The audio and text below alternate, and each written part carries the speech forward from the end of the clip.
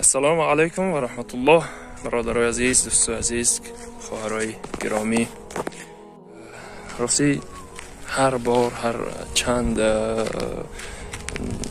وابسته به امکانیت، وابسته به اینکه ببینم وقتم میرسد، هر وقتی برای سلامین گاو ها یک چند گاوی که داریم از ادیر به خانه برمیگردانیم. همین وقتهای بیگاه نمازهای عصر، بعد نماز عصر به خانه برمیگردانیم و چند وقت اخیر گاوهامان بعد از ادیر برگشتن توسط همین مزاری که در محل ما در شهر لیوکن هست، توسط همین مزار میآیند، بگیم کنتر سرگردان میکنن ما را و میان و توسط همین مزار راهشان ادامه میتن و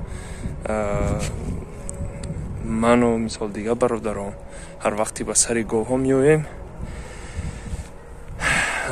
برای ما لازم میشود که مثال بیاییم به مزار و گاو ها را از اینجا رانیم و مثال به خانه بریم. بسیار یک چیزی عجیب است که امروز خیلی یک فکر در سرم آمد که احتمال زیاد که خداوند خواست که به وسیله این که گاوها به داخل همین مزار بیایند، ما و برادرای ما، اهل خاندان ما را مثال یک آگاهی بتیه، هشداری بتیه که بیاییم به مزار بینیم چه کسایی در اینجا خفتن، چقدر این آدمایی در اینجا خفتن. قبرهای به نهایت زیاد است، باور کنید حساب کرده نمی شود. الله همشان رحمت کند، مغفرت کند، قبرهاشان پر نور باشد، از گناهاشان بگذرد و آخرت و عاقبتشان را بخیر کند و از ما و شما را همچنین. روزای اول بود راستی هر وقتی که می آمدم به وارد مزار می شدم تا اینکه گاوها را از داخل مزار بیرون کنم. قریبی های نماز شام که بود کم کم یک در دلم وهم پیدا می شد، که مزار است به هر حال، یک طبیعت انسانی است. خیلی یک وهمی پیدا می شد که می گفتم چیزی می شود. با مخصوصا قبرهای شکافته را که می دیدم، یک بارتر همون وهم، همون ترس زیادترک می شد. بسیار عجیب حالتی می شد و امروز کمی بروقتر آمدم به روشنی و جایهایی را در این مزار خودمونم دیدم که قبلا ندیده بودم. راستی همین قسمتی که پر از قبرها است، همین جاها رو من ندیده بودم. فقط یک طرفی، همون یک پهلوی از مزار را دیده بودم که کنار راه است و چندی از همین طیفه های نزدیکش دیده بودم. دوستای عزیز، چی گفتنی هستم؟ آمدن به مزار، آمدن به قبرستان و زیارت کردن، زیارت به معنای این نه که مثال بیاییم که از خاک و از این چیزهاشون نمیدانم، از خاک گوری کسی یک چیز مقدس بتراشیم، نعوذ بالله، چیزهای شرک هستن، چیزهای باطل هستن. زیارت به معنای این که بیاییم و در اینجا ببینیم اون نزدیکای ما و پیوندای ما که با ما بودن، یک زمانی با ما بودن، حاضر در اینجا خوابن، حاضر در اینجا خوابن، الله رحمتشون کند. و بیاییم و خودمون عبرت بگیریم که یک روز ما هم میرویم. در روزه انا همین قبرستانی که گذشته های ما در اینجا خوابن، امروز انا همینجا جای ما و شما می شود، همینجا جای ما و شما می شود. و